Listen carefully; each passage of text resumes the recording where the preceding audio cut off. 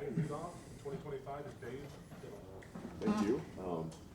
Ryan, I talked about this at Big Ten Media Days. Defensive tackle, how you guys just didn't want to go in the portal just for the sake of going in the portal. How do you feel about your depth at D tackle? Yeah, I feel like some guys have stepped up this off season, and we're going to need them to. But a big area for us to focus on coming into preseason is how well the feedback has been coming out of the weight room. You just get a good feel for the strength gains, the gains. With so much of our foundation as a program happens in the weight room. So it's accountability, it's toughness, it's leadership, it's competitiveness. And so all these things get challenged on a day-to-day basis. And, when Mick gives you feedback on guys, stepping up and growing and getting better, that's encouraging. Now we're gonna have to go put it on the field. So we won't know till we get out there, but some guys have a different look in their eye and we're gonna need them to. Ryan, after what you saw from the quarterbacks, and I know you're going to rewatch all of this stuff, can you just evaluate what you saw from Julian, Lincoln, and Tavian after they won? No, I wish I could. It's just a start. We're just getting moving around, and so hard to tell. I do think all three of them look a little bit stronger, a little bit more explosive, moving better, a little bit more command of the huddle. But we'll watch the film and kind of go from there. Day one without pads is kind of hard. So, we'll have a better feel here. Give me about 4 or 5 days and get a better idea. Second row minute, Dan Hope. Looked like Edric suffered an injury out there. Is there any update on him? Yeah, no, I haven't talked to the trainers yet, but we'll go from there once we talk to him. Go first row to the left, Jim Nugent. How was the first day? What'd you think of it out there today? Yeah, I thought there was good energy. I thought we talk a lot about the first play of a game, the first drive of a game, the first play of a drill sets the tone, and we wanted to set the tone as the first practice of the year.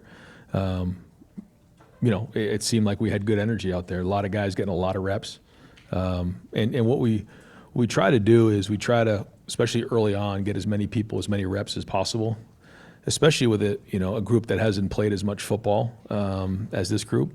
So there's no way to supplement experience and reps. So that's what we're trying to do. So we were getting 48 plays during one period by splitting up the work. And that's good because our guys need that, and that's important. As you guys, we've talked about this the last couple of years. Once we get into practice, 4, 5, 6, then we start to get together on one field, but you're just not getting as many reps. So that's why we try to do that and get as many people, as many reps as we can. We'll get on the film. I'm not sure about the execution, but it felt like the effort was there. But one challenge for our team is to learn to practice without pads on. It's really important. Guys have to stay off the ground and take care of each other, but we also have to be competitive. And I say to these guys all the time, you want to be in an NFL camp, then you need to learn to practice without pads on. If you're on the ground in an NFL camp, you're going to find yourself cut really fast because, NFL organizations are investing a lot of money in these guys. Well, it's not much different anymore, in college. So we've got to take care of each other, and that is a big deal. We have to learn to practice well and smart and efficient, and so that's a part of a young team. But I thought the effort was there. Second row, Stefan. As you guys go into the season, you had this the clip a couple weeks ago talking about the Scotty Scheffler quote on learning how to win and things like that. How quickly after winning your first national title did you kind of start to shift that focus and learn how to not get complacent, how to keep striving for more? Yeah, it's when you spend your career on a vision of what you want and the goal. Once you accomplish it, there is certainly a feeling of accomplishment. But soon after that, it's on to the next thing, and that's what the case was. And it was great to see our players, our coaches, turn the page on that and move forward. I think this team, has their own identity. They want to have their own identity, yet they also want to be the first team ever to go win back-to-back national championships at Ohio State. And that's going to start with the first game against Texas. Right next door, Bill Anderson. Ryan, it looked like, I think on the roster even, it says that Ethan's down about 20-ish pounds, 25 pounds. How did that process go in the offseason? How much initiative did he show, and how much did you guys have to kind of be on him? Yeah, it was great to see the transfers come in, and anytime a transfer comes in from other programs, regardless of where it is, you always like to ask them, what is your perception of how we do things here? What are things that we do different? And so we've had, as you know, schools from the SEC, schools from different parts of the country, different levels. And so, when Ethan first came in, he was heavier than he is now. I thought he's done a great job with his body. You can tell just the way he looks, that he's leaned out and he's moving better. He was recognized among a lot of guys were recognized. But when he was recognized last night in one of our champions meetings, I mean, it was significant, the amount of guys that, really supported him. But it was the same way with Max. It was the same way with Bo, and some of the guys who came in who quickly embraced the culture, because we do things differently here. There's no question. And I think if you'll talk to anybody who's come into our program as freshmen, that's all they know. But the transfers are the ones that can give you a little bit of the comparison of other programs and how different things are here, because we make no qualms about it that like our foundation is the weight room and how we do things. And so that's where you build your respect. For instance, like just take the example of a quarterback. For a quarterback to win the respect of his teammates, a big part of that is in the weight room in the off season.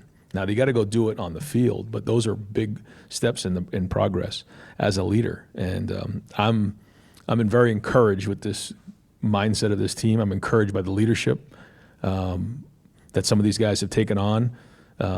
Now we need. I kind of look at it like when I look at this room, I see the young guys in the back. We need that back end of the room to now really step up. And the only way to do that is to get on the field. And so that's where we're going to be here in fall camp during these practices. During fall camp, what are you specifically looking for in terms of Julian and Lincoln in their evaluation for your starting quarterback? Yeah, you want command of the offense. I mean, when you stand in there as a quarterback, you want everybody in that huddle to believe in you. You want them to follow your command. I mean, that's a big part of it. Then taking care of the football, making routine plays routinely, getting us into the right play. That's one of the things last year that I feel like Will probably doesn't get enough credit for, was all the little things that kept the offense moving. Sometimes it's throwing the ball away to keep us on schedule. And then I say it all the time, ultimately as a quarterback, third down, red zone, and 2 minutes is where you make your money. But we have good pieces around them, and they just need to make routine plays routinely, have command, and make great decisions. And if they can do that and move the team down the field to score touchdowns, then they're going to give us a chance to win. Ryan, you just kind of mentioned Bo, but you have a guy like that who you kind of want to make an impact this year, and you get him after the spring portal. How does that change, or does that speed up things for you guys for what you need to see in the fall game? Well, he's an older guy, and I think that helps when you have guys who have played for multiple years at the college level in the Power 4 conferences. They come in with a certain mindset, and then you have to ask him. But I think for him, like coming into Ohio State, he wants to prove himself. This is like a different environment for him, and I think he wants to. We want to prove, and I think a lot of these guys are that way. They want to prove themselves at Ohio State because they feel like if they make it here, they can make it anywhere. And I think he's had that mindset coming in, and his teammates have really rallied around him. But I would say, at defensive end, Caden Curry and both he and Kenyatta Jackson, CJ as well. He's taken on that new role, but they've stepped up their leadership too, and they've embraced Bo, and they know they're going to need everybody. You hear about these guys in the offseason in the weight room. Was there anybody out there that really jumped out to you the first day of practice that you heard so much about and then got to see it on the field? No. I mean, we don't have pads on, so you won't know until you start to really get the pads on and start going. I mean, this is all about learning how to practice together, playing fast, getting our feet underneath them, making sure they're lined up in the right spots, learning how to go 4 to 6A to B +2. So we'll get on the field and see where it's at with pads on here in a couple of days, and then we'll kind of go from there. I think that's obviously the biggest part of this is, when the pads come on and the physicality kicks in, that's when you start to know where guys are. You know, when I say anybody, that's not the case. Not anybody, but I feel like saying anybody can go play without pads on. You know, once the pads come on, then you find out who's who. Front row, Joey Top. Ryan, this is a big picture question on somebody like Lincoln, who's when he has a background of playing multiple sports, and you talk about how great an athlete he is that at all helpful for what you guys want to accomplish at that quarterback position? Yeah. Everybody has their own story. His story is unique to him. I'd say the first part is where he grew up. You know, there's not many Division I quarterbacks coming out of South Dakota. I guess there's maybe been few, but for him, it's unique. But then when you look at his background in multiple sports, I think anytime you can play multiple sports, it's important. I guess nowadays when you look at some of these quarterbacks who, you know, move on, you know, not all of them have played multiple sports because of the way things are designed now in youth sports, which I don't agree with. But I do think all those things help. Front row, Austin Ward. I think it was maybe 2 years ago, Tyleek went down on the first day of camp, and you know he was able to get back. There was plenty of time. It's a physical game, but if we could, what's it like in your mind when someone is down, someone who's you're expecting to play a key role on the first day after all the work in the off season? You get out there and it's like, all right, now this plan is gone. Yeah. At least for now. Yeah. You know, one of the things that you have to do is you have to plan accordingly. And I was just talking about this on the radio that, you know, when we took the injury with Simmons in the Oregon game, that was a big blow. You're talking about a first-round draft pick at left tackle. And then so Donovan had to go then move to tackle. And so that wasn't easy, as we know, going into the game and having to, you know, go against Carter. And then when we lost McLaughlin, like that was a major, major shot. And so now, you know, you're moving Donovan. Now you have three guys in new spots. Now Carson had played before, but not really much that season. So, and that took us a couple weeks. And, you know, it wasn't just that, but, you know, we ended up losing a game in there and kind of restructuring it a little bit and kind of recalibrating a little bit, sort of like we did in the Oregon game after we lost that game on defense. And I think some of that is going to be part of injuries. When you're playing as many games as you have, you know, you're going to have to build depth and you're going to have to adjust as the season goes on. And I think that's going to be a big part of the season this year, just like it was last year. So we try to do everything we can. We want to make sure that we can practice because we have to simulate a game, especially when you're playing a game like we are in the opener. I mean, we have to, iron sharpens iron. We got to get better. We got to get ready to roll. We got to tackle well. We got to take care of the football, all those things. But we also have to learn how to practice with each other to keep each other safe. Third row center, Jeremy Birmingham. Ryan, back to the quarterbacks, if I could. You've always said that you look for an extraordinary trait at the position. And most people, I think, assume that that's a physical trait, like whether it's accuracy or arm strength or, you know, running speed or whatever. Did Will and what he did, those little things, did it change anything for you in the way that you evaluate what you're looking for in somebody to lead? There's a lot of talent around these quarterbacks, so you can make do in some cases with maybe a little less physical talent. Has it changed the way you view this at all? I think every time you have a quarterback, you learn a little more. Every year you learn just a little bit, and every quarterback I've been around, you take something from. And I would say Will's probably extraordinary trait physically was his size. He was big in there. But he did have an extraordinary leadership style, and his mindset was definitely unique to him. But I try to tell these guys all the time, like, you have to learn something from the guys that you were here before. Both Julian and Lincoln both saw Will lead. You don't have to be Will Howard, though. You got to be yourself. And that's just how it works. You have to be you, but you also have to lead and take command. So there are certainly things that you learn from and things that you grab onto and recognize things that helped us win a championship. And certainly Will had some of those things. But no two quarterbacks are the same, and so it's maximizing each guy and challenging them in those areas, and a big part of that's going to be leadership. Right behind him, Patrick Murphy. Ryan, obviously the starting receivers you guys have are as talented as any group in the country, but we've seen some of these backups or younger guys pop. Milan today, Quincy in the spring. Is there an opportunity to maybe rotate, or with fewer snaps and whatnot, do you think those guys just kind of have to bide their time? Yeah, no, I think throughout the season you'll definitely see that. Week one we'll see, but you'll definitely see guys playing. We need to build depth at every position. We need to win the first game, so we'll decide who gives us the best chance to win that game. But as the season goes on, we need to develop some depth. Fifth row on the aisle, Spencer Wilson. Yeah, right. When you get early into camp, what do you want to see from Austin that makes you ready to make that decision at right tackle, and with Ethan that makes you ready to make that decision? Yeah, I won't get into too much of, we don't make it public, the champions and the Iron Buckeyes, but Austin was an Iron Buckeye, and he had a tremendous offseason, and he's taken all the strides that you need to solidify yourself as a starter. So how that all gets shuffled here, we'll see. Remember last year we had that crazy illness, and we had to shuffle guys in. It's a long month, so we'll see. I think Tyler had a really good plan of having a primary position and then a secondary position. We'll go through, the first couple weeks and figure out, where he can best help us, whether it's guard or tackle. But he feels comfortable at both positions, so we'll keep figuring out which five we're going to go with to start the game. Coach, practice is practice, games are games. From that standpoint with the quarterbacks, how much do you turn the heat up on them as practice wears on? You don't want them getting hit in practice, I would think, but and do you have a time frame? When do you hope to name a starter?